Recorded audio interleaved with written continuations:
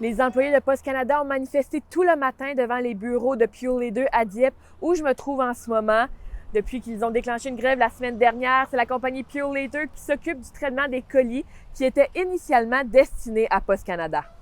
91% de Pure Later appartient à Post Canada et Post Canada qui nous dit qu'il n'y a aucun paquet dans le système et il n'y a aucun produit dans le système, c'est parce qu'ils le redirigent tout à Pure Later et Pure Later, eux autres, ils ont trop de paquets, ils font du surtemps et ils ont été obligés d'appeler des contracteurs et tout pour pouvoir faire tous les paquets qu'ils ont dans le système.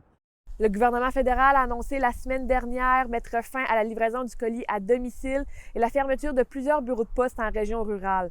En réaction, les employés de Post Canada de partout au pays ont cessé de travailler jeudi en fin d'après-midi et les manifestations ont lieu un peu partout à travers le Canada, comme on le voyait ce matin devant les bureaux de Pure Leader à Dieppe.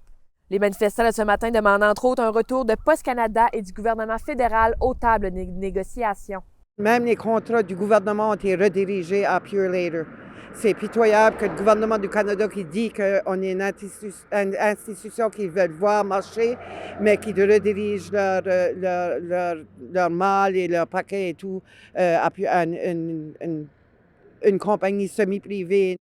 Les manifestants ont laissé passer un camion de Pure Leader toutes les 15 minutes ce matin en prenant le temps d'expliquer leur situation aux conducteurs.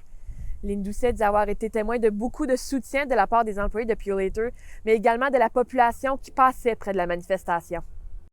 Pour toutes vos nouvelles du Nouveau-Brunswick, consultez l'application Info de Radio-Canada.